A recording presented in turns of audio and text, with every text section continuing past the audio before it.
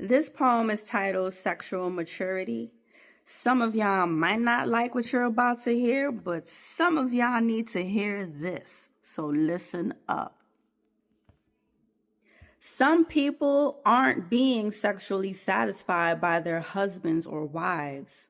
Instead of trying to work it out with their partner, he or she steps outside because despite that discussion, neither were flexible or didn't bother to try, which goes against some principle. Sexual health is just as important as everything else. Those urges, unlike the others, can't be denied and won't subside. It turns you into a different person, sometimes an animal when it's not being satisfied.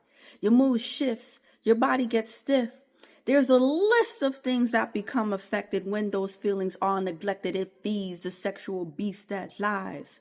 You become so irritable, maybe even upset. It has everything to do with the lack of or unsatisfying sex. It must be mutual.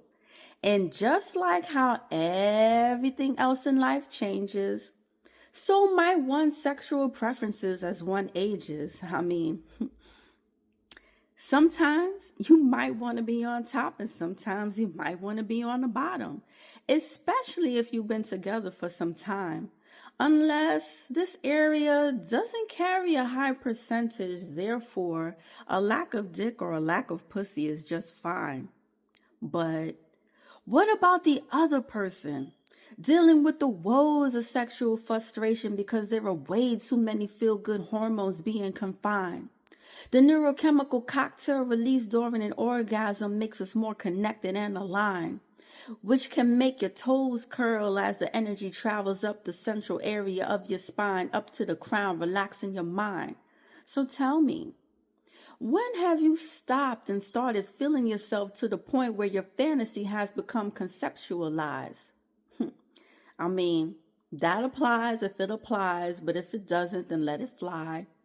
All I'm saying is that sexual health is just as important as everything else and it shouldn't be compromised.